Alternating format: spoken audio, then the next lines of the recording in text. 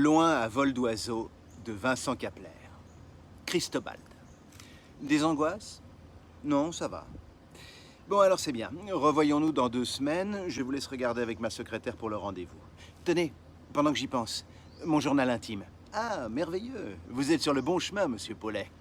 Je vous propose maintenant de partir quelques jours et de faire un récit de voyage, comme Nicolas Bouvier. C'est un de vos parents? Vous faites exprès? Non? Renseignez-vous. Francis Pittet était psychiatre. Il en avait pendant longtemps ressenti une certaine fierté. Et puis, son couple s'était mis à battre de l'aile.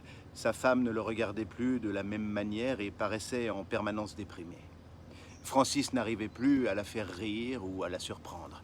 Il se sentait incapable de changer la situation. Soigner les malheurs de ses patients lui devenait insupportable. Comment continuer à soigner les autres sans être capable de se soigner soi-même? Il décidait d'inverser les rôles. Ses patients allaient l'aider.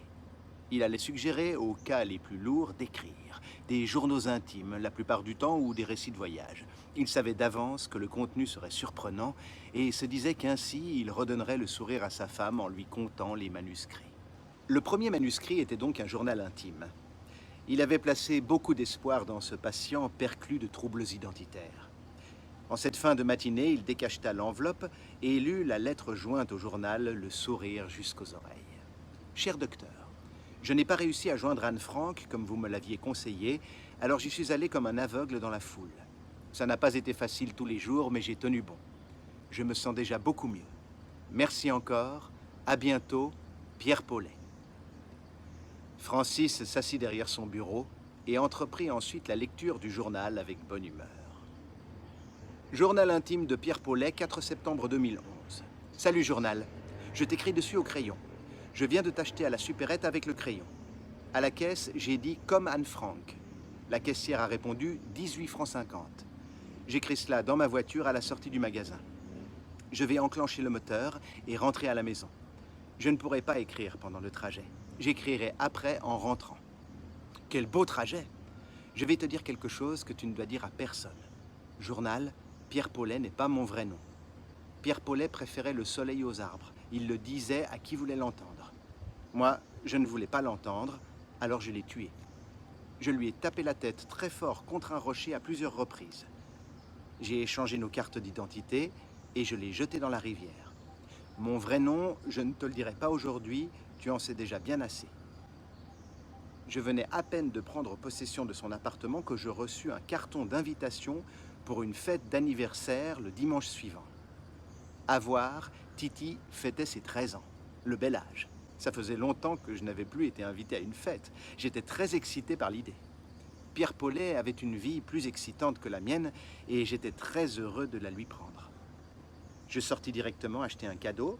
Je trouvai une petite voiture à la supérette. À la caisse, j'avais dit « c'était pour Titi » et la caissière avait répondu 18 francs 50.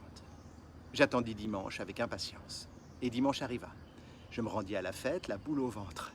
J'arrivai devant la porte et frappai à la porte. Un adolescent ouvrit. « Bon anniversaire, Titi, lui dis-je. »« Vous êtes qui ?» demanda-t-il. « Tonton Paulet. Tu ne me reconnais pas? Tu veux voir ma carte d'identité, peut-être? » « Oui. » Je sortis fièrement ma nouvelle carte d'identité et la lui montrai. « Maman !» hurla Titi. Et puis, il rentra chercher sa mère à l'intérieur de la maison. J'allais me cacher derrière les arbustes longeant la maison. Peut-être n'était-il pas encore prêt à m'accepter. Titi et sa mère revinrent sur le perron. « C'est sûrement encore une de ces blagues, tu sais, et il est spécial, ton oncle. » Et ils rentrèrent à nouveau dans la maison. Je me rappelle m'être dit qu'il fallait laisser le temps faire son œuvre. Et puis, je m'étais dit que si eux n'étaient pas prêts à m'accepter, moi je l'étais. Je retournai frapper à la porte. « Oui, dit ma sœur. Je trouverais normal et sain que vous m'acceptiez tel que je suis, sinon je vais vous taper la tête très fort contre des murs. » C'est-à-dire? J'avais 2 cartes d'identité supplémentaires, mais je ne pouvais pas m'en servir. Je n'étais ni une femme, ni un adolescent. J'ai été autrefois un adolescent, avec son lot de certitudes et ses doutes. Surtout ses doutes. J'avais des doutes quant à ma manière de danser, et ma mère se demandait si c'était judicieux de mettre des collants pour me rendre au bal. Nijinsky ne dansait pas en bleu de travail, que je sache. J'aimais la danse, et l'histoire. J'aimais écouter les histoires de nos aînés lorsque mon grand-père, ivre-mort, racontait à table en riant que les seules fois qu'il ne battait pas sa femme, c'était lorsqu'il était sobre et que cela ne lui arrivait pas souvent. Tout le monde était mal à l'aise autour de la table, sauf moi. Je riais autant que lui. Je riais de savoir que ma grand-mère avait fini par sauter par la fenêtre. Ça faisait partie de l'histoire de ma famille.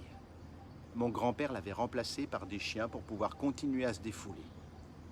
La mauvaise graine engendre la mauvaise graine, répétait mon grand-père à la fin des repas. Vous n'êtes pas mieux que moi.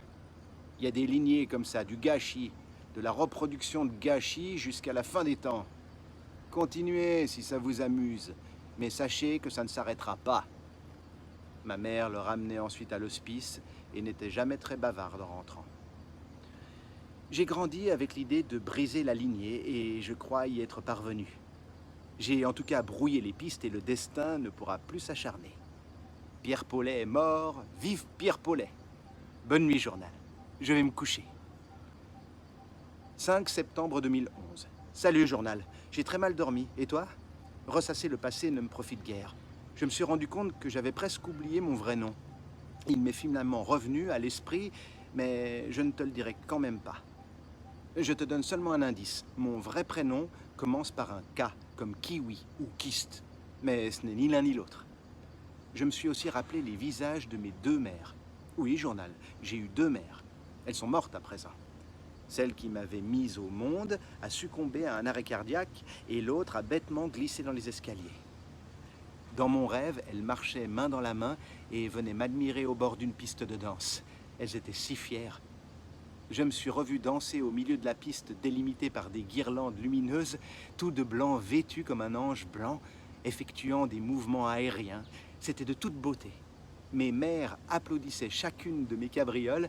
Elles devenaient si extatiques dans leurs applaudissements que j'enchaînais un nombre incalculable de sauts virevoltants. Je finissais ensuite par sauter à pieds joints sur place sur le corps inerte de Pierre Paulet, ce qui faisait beaucoup rire mes mères. Tu sais, journal, tout cela n'est pas si loin de la réalité. Ça me rappelle mon premier bal. Je m'étais entraîné des mois durant dans ma chambre. Et ce n'était pas par coquetterie que je dansais en collant. J'étais simplement plus libre dans mes mouvements et mon inspiration était sans limite. Un soir, je m'étais senti prêt. Il était temps de se jeter à l'eau. J'étais sorti de ma chambre, vêtu de mon collant blanc et d'un t-shirt blanc. Ma mère m'avait demandé où je comptais aller habillé de la sorte. Au bal, lui avais-je dit sans me retourner. Je n'oublierai jamais cette soirée. Un vent nouveau de liberté s'était ouvert à moi. Je me sentais comme un poisson dans l'eau au milieu de la piste de danse et tous les regards étaient tournés vers moi. On me regardait enfin. J'ai faim, journal. Sortons manger. Je commande toujours les plats du jour. Aujourd'hui, ce n'est pas vraiment une bonne surprise, cette saucisse aux oignons, mais c'est un principe. Je me suis toujours dit que Pierre devait faire pareil. Il n'était pas un homme de choix. Lorsqu'on vole une identité, on se doit d'être un caméléon. Ça demande quelques sacrifices, mais c'est le prix à payer. On ne choisit pas non plus le mobilier de notre nouveau domicile, ni notre voiture. On peut quand même prendre quelques libertés et changer les meubles de place. Sacré Pierre, il avait la tête dure. On s'était rencontrés à l'époque des bals du samedi soir. Ça ne nous rajeunit pas. Journal, nous étions encore adolescents. Pierre était un grand timide, il restait accoudé au bar toute la soirée. Il portait toujours son chapeau fameux, un canotier, et observait les gens qui s'amusaient avec un regard agressif. Dès qu'une fille s'approchait du comptoir pour commander à boire, il s'allumait une cigarette et la saluait d'un mouvement de chapeau. À ma connaissance, aucune fille ne s'était jamais attardée vers lui grâce à cette technique. Je crois que c'était ce qui nous avait rapprochés avec Pierre, le manque de succès. Nous avions écumé les bals et les échecs ensemble pendant un petit bout de temps, et puis je m'étais brisé les rotules en dansant un twist. Je ne regrette pas, journal, ça m'a ouvert d'autres horizons. Excuse-moi, je vais t'abandonner un bref instant pour aller insulter dans la cuisine la personne qui a osé nous préparer cette immondice. Si Pierre n'était pas un homme de choix, il était un homme de goût. Nous partirons ensuite faire une sieste au bord de la rivière. Tu verras, c'est un petit coin de paradis. Le silence y est roi. On pêchait souvent là-bas avec Pierre. Il scrutait les poissons avec ce même regard hargneux que lorsqu'il observait les couples heureux dans les bals de notre jeunesse. Chaque fois qu'il sortait un poisson, il s'allumait une cigarette en guise de victoire. Il n'avait pas changé, Pierre, en vieillissant. Moi non plus, d'ailleurs. je n'avais pas beaucoup changé.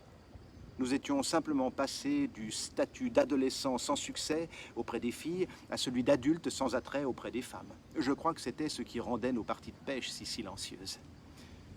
Quelle sieste! Tu ne trouves pas que c'est un bel endroit pour mourir, journal? Allez, au plumard, journal. Je rote encore la saucisse de midi, c'est très désagréable. J'ai beau me brosser les dents, rien n'y fait. J'espère que je vais mieux dormir que la nuit passée. Je vais faire le vide et dire au revoir à tous ces vieux démons. Pierre Paulet ne m'a jamais dit au revoir. Bon, je ne parle pas de moi, journal, tu as bien compris. Ça n'aurait pas de sens de se dire au revoir à soi-même, à moins d'être complètement fou.